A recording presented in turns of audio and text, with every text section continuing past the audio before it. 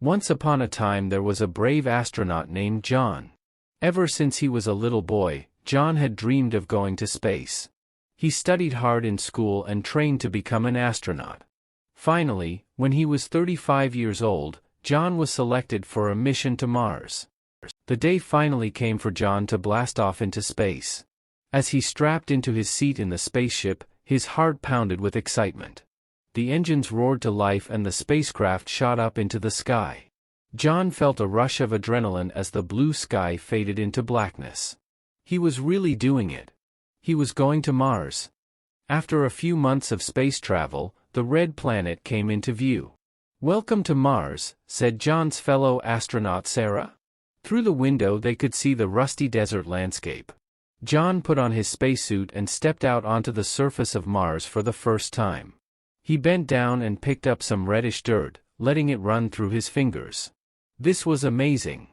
The next few weeks were busy with experiments and exploring.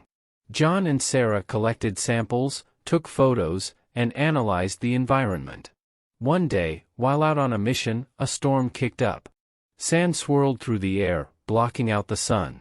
"Let's get back to the ship," said Sarah over the radio. They made their way through the windy darkness to the landing site. Once safely back inside, they realized something was wrong. "The storm has damaged some of our equipment," said John. "We've lost contact with Earth and part of the fuel system isn't working. I don't know if we have enough fuel to make it home." They would be stranded on Mars forever unless John could figure out how to fix the ship.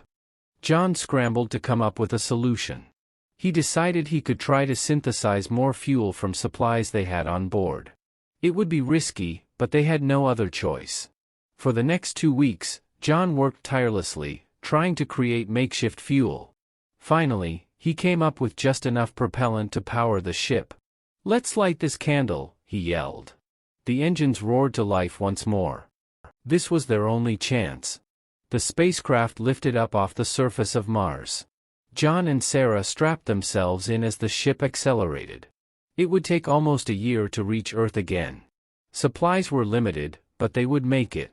As the red planet faded into the distance, John sighed with relief. He missed his family back home, but he had achieved his dream of stepping foot on Mars. And now, he was on his way back home a hero.